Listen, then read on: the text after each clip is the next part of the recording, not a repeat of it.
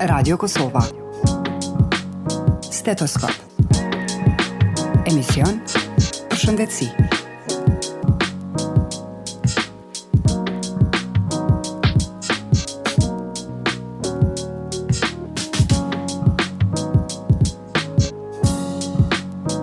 Humbja e dëgjimit mund të shkaktohet nga një sër faktorësh, duke përfshirë gjenetikën, plagjen, ekspozimin ndaj zhurmës, disa infeksione, komplikime të lindjes, trauma në vesh dhe medikamente ose toksina të caktuara. Humbja e dëgjimit diagnostifikohet kur testimi i dëgjimit zbulon se një person nuk është në gjendje të dëgjojë në të paktën njëri vesh. Testimi për dëgjim të dobët rekomandohet për të gjithë të porsalindurit. Humbja e dëgjimit mund të kategorizohet si e lehtë, e moderuar e rënd dhe e rënd, ose e thellë. Pjesa dërmuese e rasteve të humbjes së dëgjimit në nivel global është e parandalueshme nëpërmjet masave të shëndetit publik. Praktikat e tilla përfshin imunizimin, kujdesin e duhur rreth shtatzanisë, shmangjen e zhurmës së lartë dhe shmangjen e disa medikamenteve. Organizata Botërore e Shëndetësisë rekomandon që të rinjt të kufizojnë ekspozimin ndaj tingujve të lartë, ndërsa identifikimi dhe mbështetja e hershme janë veçanërisht të rëndësishme tek fëmijët. Pra, humbja e dëgjimit ose shurdhimi do të jetë tema e këtij emisioni, për çka do të bisedojmë me doktor Gjevdet Latifin, specialisti otorinolaringologjisë. Doktor Gjevdet, mirë se erdhën në emisionin tonë. Dëgjuat temën që jemi përcaktuar të flasim, po para se të flasim për humbjen e dëgjimit, ndoshta do të ishte mirë që të njohim dëgjuesit si funksionon sistemi i dëgjimit në trupin e njeriu. Dëgjimi është një sensacion bijor i cili realizohet në bashkëveprim ose në koordinim midis shumë organesh dhe qelizësh. Para se të flasim për dëgjimin si ndjesi, unë kisha përshkruar shkurt anatominë lidhe me dëgjimin, për shkak se besoj më lehtë të kuptojmë pastaj edhe dëgjuesit. Rrugët e dëgjimit janë dy.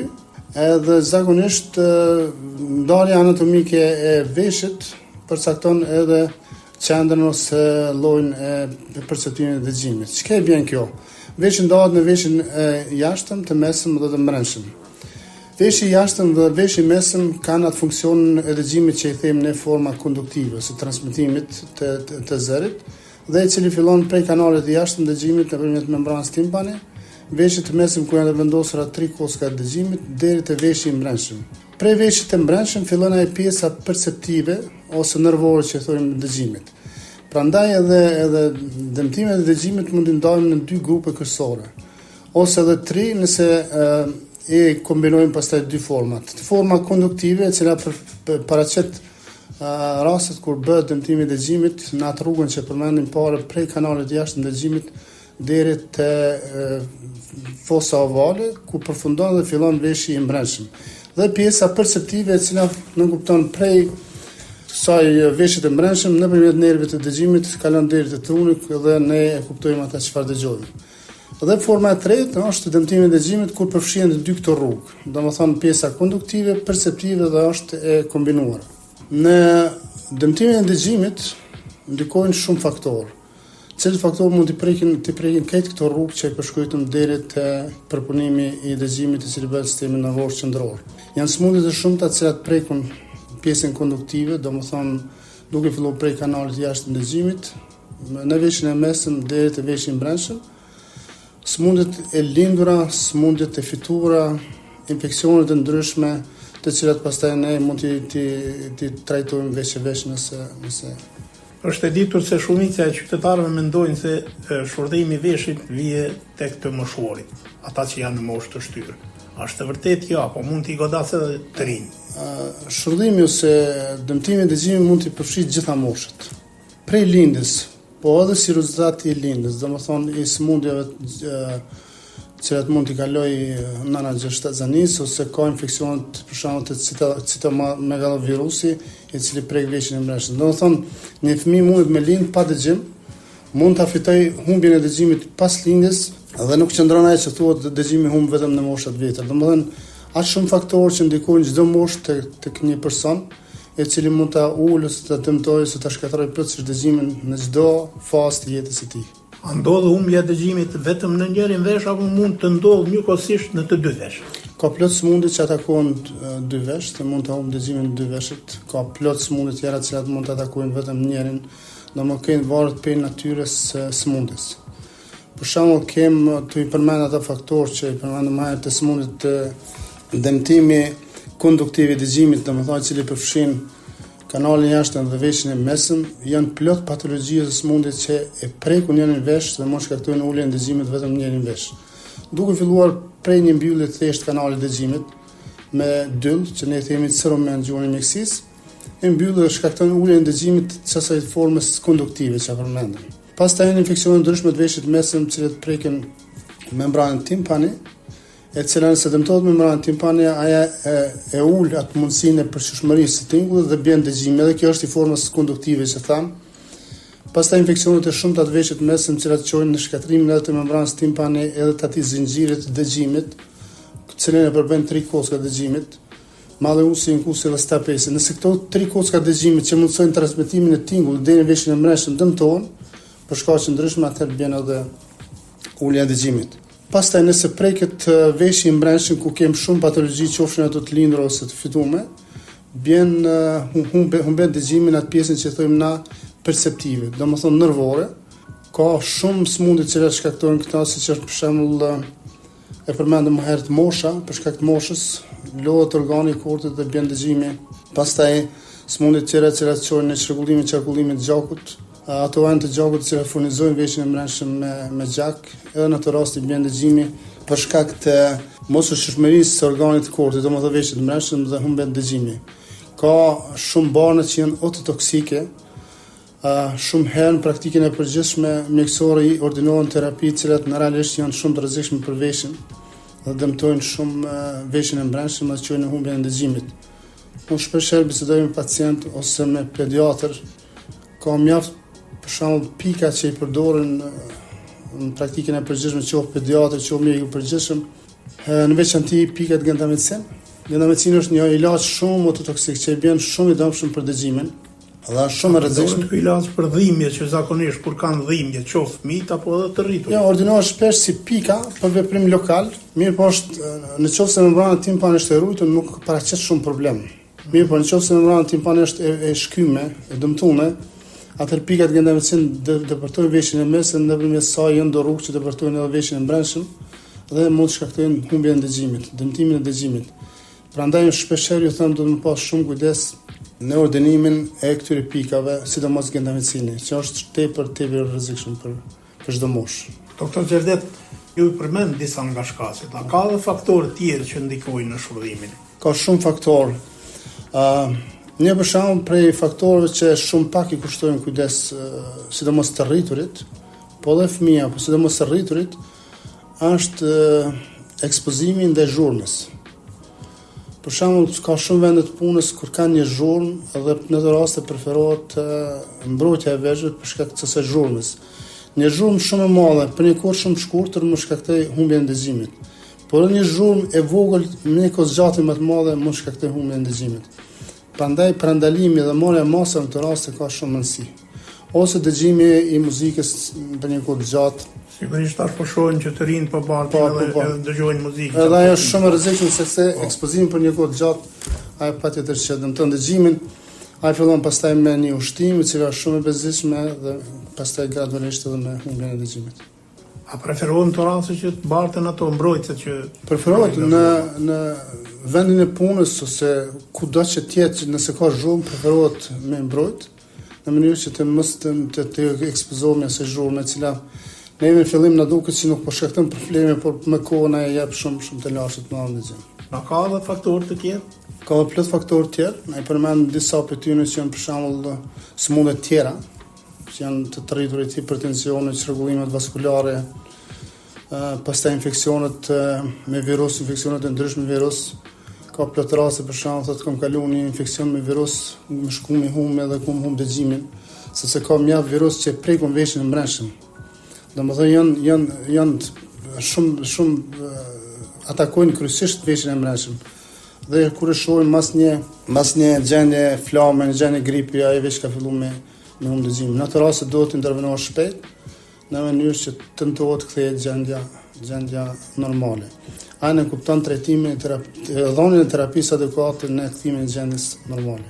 Pra se duhet të kërkuar ndihmë mjekut me kohë. Zakonisht në bazë përvojës tuaj, a vinë qytetarët të kërkojnë ndihmën me kohë apo veç vinë kur veç ka kaluar në një fazë të avancuar smundje? Varet tash ndoshta pak për nivelit emancipimit, pak për rrethit, ka mjaft raste që vinë shumë vonesë. Ka raste që vinë me kohë. Bilioni këto raste që vinë me kohë, falenderoj edhe pacientin, falenderoj edhe mjekun që ka ordinuar. Se një mjek i kujdesshëm, i praksi përgjithshëm, se një pediatër i kujdesshëm, ka shumë rëndësi mundet me dhënë jetë ndryshe një pacientin nëse arrim me rujt dëgjimin, sepse humbja e dëgjimit është një handicap i madh dhe vështirëson shumë jetën e pacientit. Ka shumë raste që vijnë me vonesë kur duhet një trajtim kirurgjik, i cili deri diku mund me këtë gjendje normale, por ka edhe raste që vijnë në një stad shumë të avancuar. Doktor, cilat janë simptomet? Sigurisht se të dëgjimi është fare lehtë të diktohet, edhe pacienti mund ta vrejë këtë. A ka ndonjë simptom tjetër që tregon se diçka s'është në rregull me dëgjimin? Po, tash janë varet prej moshës. Për shembull, ka plot prindë sjellin fëmijën në muaj shumë herë vitin e parë, ndërsa vrejnë se diçka s'është ka funksionon, s'është në rregull. Për shembull, te fëmijët e vegjël, por sa lindurit, janë disa shenjë që janë shumë të rëndësishme me shtu kujdes prindi, edhe me dëshu që një fëmijë i tij nuk është ka dëgjon. Cilat janë? Për shembull, është nëse fëmiu nuk reagon një zhurmë të madhe. Afër fëmijës ndodh një zhurmë e madhe, si qëllimisht shkaktohet një zhurmë e madhe, fëmia nuk reagon. Ose shenjë tjetër për shembull është nëse kalon një vit edhe fëmiu nuk e thot asnjë fjalë, domethënë ose nan ose bab. Kjo është shumë e rëndësishme. Nëse kalon viti, dëgjimi do thotë tregon se dëgjimi nuk e ka një fëmijë që nuk e ka të dëgjimin zhvilluar, atë nuk mund të zhvillon edhe të folit. Ose shenjë tjetër për shembull e thret me emrin ai nuk reagon. Edhe shenjë shumë e rëndësishme. Domethënë janë 4-5 shenja të cilat kanë shumë rëndësi një prind që është i kujdesshëm, mendoj që këtë prindët janë kujdesshëm, duhet të jenë kujdesshëm. Sigurisht po. Nëse mungojnë këto 3-4 shenja janë shumë të rëndësishme sepse çojnë në drejtimin edhe dyshimin që fëmia nuk është nuk ka dëgjimin normal, pra rrjedhimisht nuk mundet me zhvillu pastaj të foljet. Zakonisht këtë moshë sigurisht se dëmtimi i dëgjimit do të thotë është i lindur apo është i fituar më vonë. I lindur shumicën e herë lindur ka gjasë edhe të jetë i fituar më vonë, një infeksion na tham më herët, kalohet një flamë, një grip, një diçka dhe ai din me ataku veshin e mbrëmshëm edhe më të lashëm e dëgjimit. Prandaj në këto raste, sepse ekzaminimit i humbjes dëgjimit të një fëmijë në këtë moshë është më problematik, por ka shumë rëndësi që them kujdesi e prindit. Sepse ka metoda diagnostike të cilat mundsojnë diagnostikimin e saktë të humbjes dëgjimit dhe pastaj edhe ndërmirën masat të cilat kanë me rehabilituar fëmijë. Sepse nëse një fëmijë për disa vite nuk ka dëgjim të zhvilluar, ai nuk ka me zhvilluar të foljet. Prandaj pasojat janë shumë të mëdha. Këtë moshë prej këtyre ekzaminimeve që shërbejnë është audiometria objektive, është një test i dëgjimit, i cili saktë regjistron shkallën e dëmtimit të dëgjimit të kjo moshë. Edhe pastaj preferohen masat të cilat ose në amplifikator e dëgjimit, ose operacion që quhet një operacion quhet implant koklear, që zamëson veshin e mbrëmshëm, i cili është i dëmtuar, edhe pastaj fëmia zhvillon të dëgjuarit dhe më kohë zhvillon edhe të foljet. Doktor, ne praktikisht kaluam tash edhe te trajtimi i këtij rregullimi apo kësaj smundje. Si bëhet trajtimi personave me dëgjim të dëmtuar? Fillimisht duhet caktohet natyra, shkaku i cili ka qenë deri te humbja e dëgjimit, sepse ne përmendëm këtë ato faktorë që ndikojnë ato rrugë konduktive dhe perceptive në uljen e dëgjimit. Diagnostikimi i uljes dëgjimit, humbjes dëgjimit është shumë i thjeshtë. Duke filluar prej një ekzaminimi të lehtë fizikal, një kontroll thjesht që nënkupton një otoskopi ose otomikroskopi, pastaj një test dëgjimit që quhet audiogram dhe timpanogram, se ato metodat më të avancuara të ekzaminimit. Në qoftë se saktojmë na etiologjinë e dëmtimit të dëgjimit, mjekimi është shumë herë i thjeshtë. I cili nënkupton prej asaj kur thamë më herët mbyllja e kanal veshit për dyllit, shpërlahet veshit dhe kthehet dëgjimi normal. Ose dëmtimet e membranës timpani si pasojë infeksioneve të shumta, ose dhe lëndime, të ndryshme fizike keni fjalë. Fizike mund të shkaktojë rupturë, çarje të membranës timpani, e cila manifestohet me humbje dëgjimit. Reparimi ose rregullimi i membranës timpani ka mundësi me procedurë kirurgjike të kthehet normale në mënyrë që ajo prapë ta luajë rolin e vet transmetues. Dhe dëgjimi kthehet normal. Ose trajtimi kirurgjik i shumë sëmundjeve kronike të veshit mesëm. Eradikohet infeksioni, ka mundësi të bëhet lidhja aty në kocka të dëgjimit që i përmendëm përpara, mbyllja me membranës timpani dhe kthimi i dëgjimit në normalitet. Kjo është ajo ana kirurgjike. Kemi edhe anën konservative, për shembull, një pacient, një fëmijë ose një rritur kalon një grip, një flamë, veshi mesëm mushet me ujë për shkak të infeksionit edhe bën dëgjimi. Në të raste ordinimi i pikave përpunë si dekongestiv, antibiotikëve, kortikosteroidëve ndalisht e kthen gjendjen normale. Domethënë ka plot sëmundje që me trajtim konservativ kena mundësi me këtë dëgjimin, po edhe me trajtim kirurgjik ka mundësi të kthehet dëgjimi. Tu nuk po hym plot procedura kirurgjike të cilat aplikohen sot për këtë qëllim. Doktor, në çfarë moshe duhet filloj pastrimi i veshit dhe preferohet një herë në vit apo më shpesh? Ja, nuk ka një rregull. Vesh pastrohen thuaj sa ka nevojë, po është kjo individuale për shkak se ka pacient për disa arsye mushin vesht me 2 më shumë. Ka për shembull pacient tani jetën s'ka pas asnjëherë nevojë. Ka pacient që duhet shumë shpesh me vënë. Nuk ka rregull. Te fëmia do të pak me hezitu me shpëla në mënyrën e thjeshtë që është bëhet në ujë, është më mirë me anë të mikroskopit, sepse është atraumatike, edhe është gjithçka në kontroll. Kurse të rritur shpesh herë bëhet edhe me ujë thjesht ose tek fundit me mikroskop. Po në përgjithësi nuk ka rregull, se ka plot pacientë pyesin sa mujtë në çfarë kohë do të bëj, por nuk ka rregull në to. Bëhet këtë është individuale kjo edhe në momentin. Kemi parë shpesh që qoftë edhe prindrit përdorin ata shkopinjtë të vegjël pastrimin e veshëve tek fëmijët. A preferohet përdorimi i tyre? Është shprehje keqe për shumë arsye. Edhe gati nuk arrin me pastru, mundesh shpesh ndodhe ka e shtyn dyllën shumë thellë atje. Edhe tjetra lëkura kanalit është një lëkurë shumë e ndihshme, shumë e hollë. Me atë shkopinj që i përdoren, ka mundësi të shkolitet lëkura, të krijohen dëmtime të lëkurës, e cila provokon pastaj edhe infeksione, edhe atezione ndryshme, të cilat në të ardhmen veç kalojnë në kronicitet edhe shkaktojnë pastaj ulje dëgjimit edhe probleme të tjera. Jo përmendet atje te trajtimi se ndër metodat për evitimin e këtij dëmtimi është edhe vendosja e aparateve të ndryshme. Kemi parë shumë qytetarë që i bartin aparatet. Në cilat raste duhet vendosur aparat dëgjimi? Aparati dëgjimit ka shumë indikacione se kur do të vendosen. Jo çdo herë vendosen korrekt. Ka plot raste kur vendosen pa desh me akuzuar kërkon për qëllime komerciale, përfitime etj, po janë caktuar me indikacione të rastet kur do të vendosen. Aparati dëgjimit përdoret për me zaventsuar pjesën perceptive që thamë të veshit brendshëm, kur dëmtohet ai veshi brendshëm, edhe nuk arrin me regjistru tingut sa duhet. Tash duhet një aparat i cili jap një energji më të madhe, një tingull më të fuqishëm në mënyrë që me zgjuar veshin e brendshëm i cili ka është dëmtuar në këtë mënyrë. Domethënë përdoret të rastet, aparati dëgjimit përdoret të rastet kur dëmtohet veshi i brendshëm. Në një shkallë të caktuar, sepse nëse kemi një dëmtim shumë trondë dhe shumë trondë, aparati dëgjimit nuk kryen punë. Ose do të një aparat shumë i fuqishëm ose nuk kryen punë. Mirë po, ma herët e përmenda, ka raste kur vendoset jo korrekt aparati. Pse vendoset korrekt?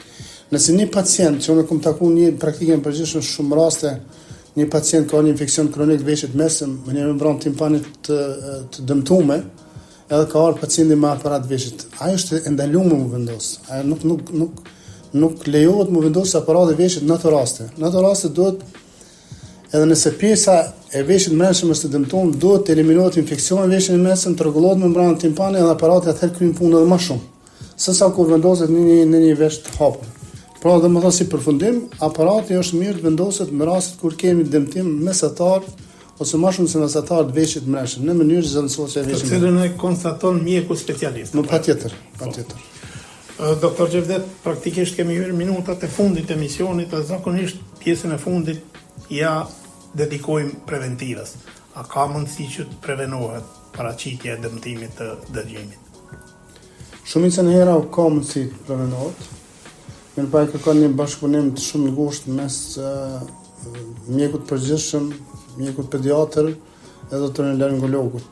Ne cekëm më herët shumë raste vinë në stadë shumë të avancume, për shembull të infeksionet kronike, kur ai infeksioni ka shkatruar gjithçka në veshjen e mesëm dhe rekonstruksioni, kthimi i asaj rrugës konduktive ka një gati është i pamundur.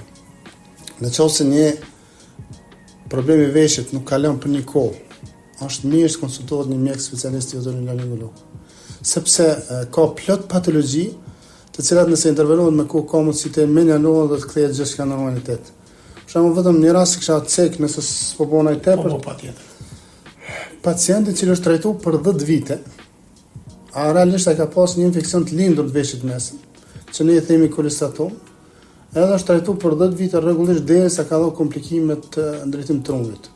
Kur ka dhënë komplikime të ndërtim trunit, atëherë hajde të konsultojmë një otorinolaringolog. Domethënë, është abuzu, po them pa qëllim, po është trajtuar gabimisht. Prandaj nëse dojmë ne me ndihmu pacientit shumë, ka shumë rëndësi bashkëpunimi është jetik për pacientin, sepse thamë më herët, jetik në atë kuptim që një person i cili dëgjon mirë ka një jetë shumë të mirë. Një pacient që humb dëgjimin ka ushtim ose e bën një jetë keqe, domethënë një jetë me plot stres.